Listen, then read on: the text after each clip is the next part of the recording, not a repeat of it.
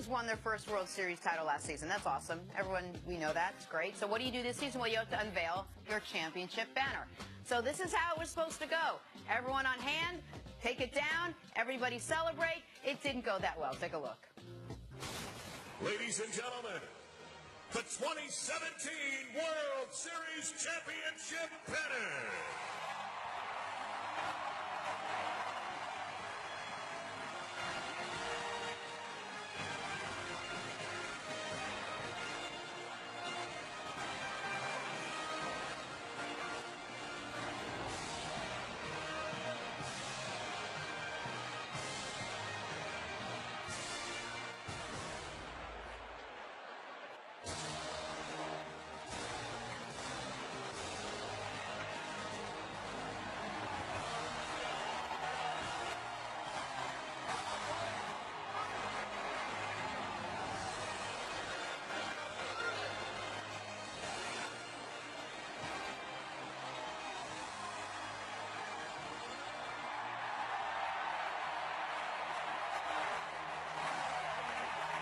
I just don't think when they plan that out, you're supposed to say, now, who's got the leaf blower? You have a leaf blower? Who's climbing up the ladder 4 times? That's you? We're good. I don't know if my favorite part's the leaf blower or that our wonderful producers at FS1, that video was all over the internet yesterday for going viral, right? Did you see whose Twitter feed we pulled it from? No. At Someone's an Idiot. That's what was on the screen right there. That account was at Someone's an Idiot. Now, that's not necessarily, I'm not familiar with the account. It doesn't sound very nice, but I suppose it's apropos. Listen, man, Houston hasn't raised a championship banner since 95 I feel like with the some Rockets. intuition comes to it. You know, you Windy day. get up there, comes down. I don't know. What's up, Isn't the baseball, isn't it inside? Isn't what? The baseball. That stadium, it's got a retractable roof. I think the roof was open. Okay. It appears that it was open yesterday. They don't always have it open. Yesterday was a nice day. I think it was an open day. I don't know what was going on. They couldn't get it done. Well, everyone had a good time with it. The baseball team's better.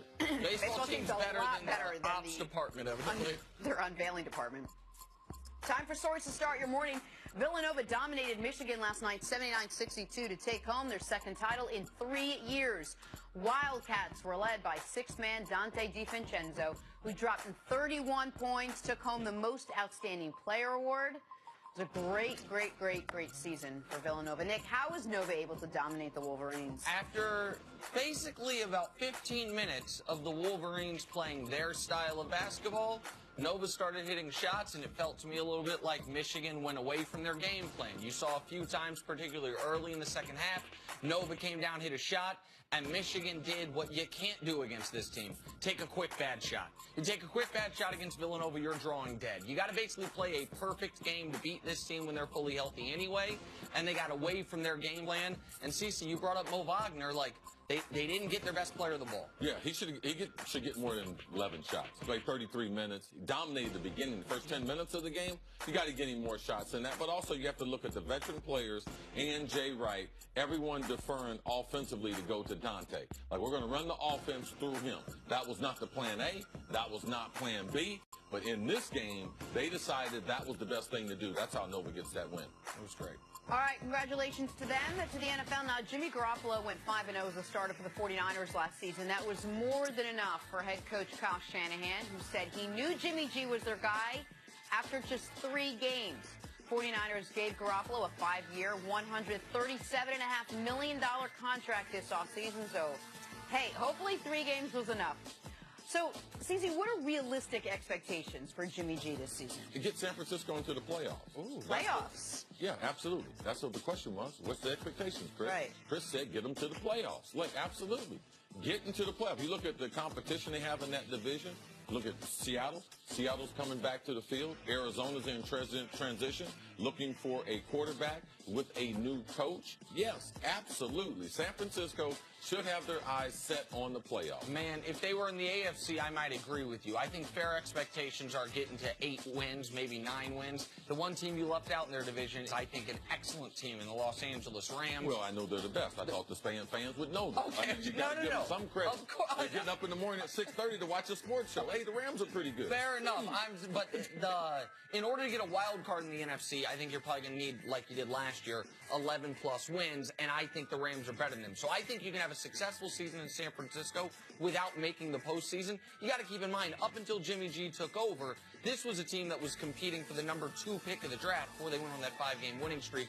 I think 8 or 9 How many games did they win in a row? Just in the season? 5 straight Right. games. Yeah, after you win 5 straight games, you're thinking about getting into the playoffs. Okay. An NFL team. All right. Hey, how important is a good night's sleep?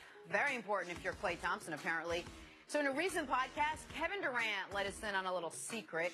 Klay slept through practice the day before he went off for 60 points against the Pacers last season.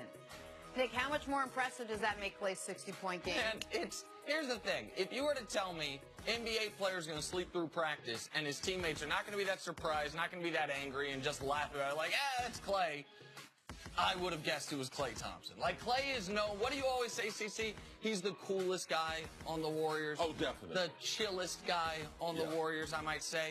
Listen, he talked about it in the podcast. I listened to it. He's like, we called Klay, and we're like, what happened? He's like, man, when I woke up, I was an hour and a half late already. I figured I might as well just get some more sleep. And then he dropped 60 points in, I believe, 29 minutes the next night. I don't think there's many guys in the league that can do that. Klay Thompson's one of them. It's an impressive thing, especially because you know your schedule, and you get anxiety to be able to come out the next night. But I'm not surprised with Klay.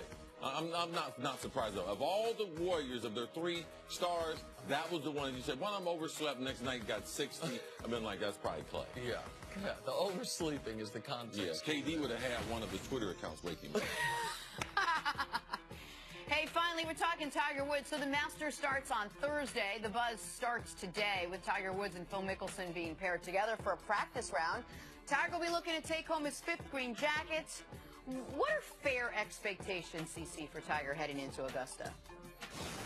I know Tiger Woods, the fair expectations for him would be to take home his 5th green jacket. Yeah. And the reason why is he knows this golf course. This is his favorite golf tournament of all. He's won it 4 times. The golf course sets up for his skill if he can hit his driver. Now, listening to Freddie Couples do an interview after yesterday's practice round with Tiger Woods, Tiger's made a couple of different changes in his equipment leading up to this event.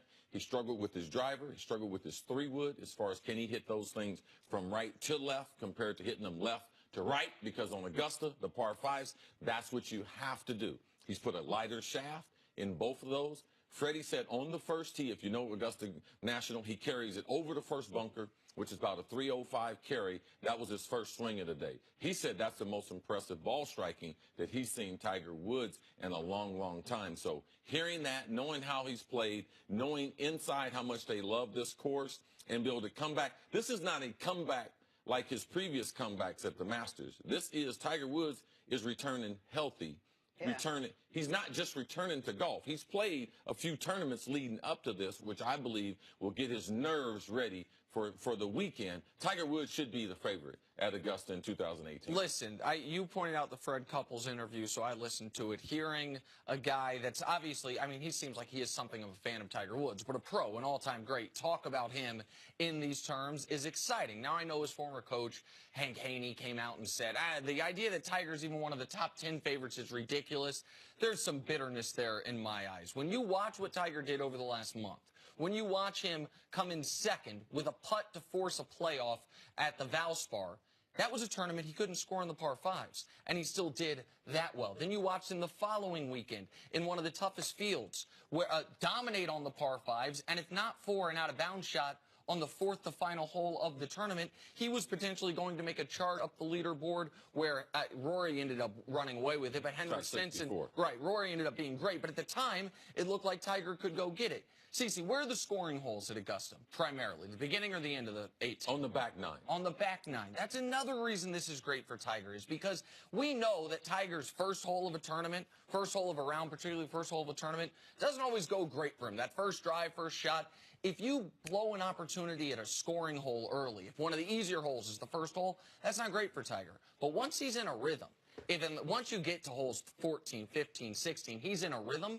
that sets up brilliantly for him. And CC, what you've talked about, his erratic nature with the drivers. Augusta's a little more forgiving. Very forgiving. Because of how wide the fairways are. Like all these things, I know it's rose-colored glasses, but for all those actual golf reasons, I think he should absolutely be near the top of the favorites, if not the favorite. Can you imagine if Tiger Woods, having gone through everything he's been through in the last couple of years, comes back to win his 5th Masters? Can you imagine what that would do for golf? Yeah, I see what it's doing for golf. It's got us watching. When Tiger Woods shows up to a tournament, twice as many people are watching that event, and there is a reason. But, as Nick said, we're watching something historic here. Yeah. There's never been a PGA Tour player have a fused lower back, and that's where Tiger Woods is, and I expect him to win another major this year, and I'm hoping it's this Sunday. Oh, that'd be so amazing. All right, new topic now. So at the start of the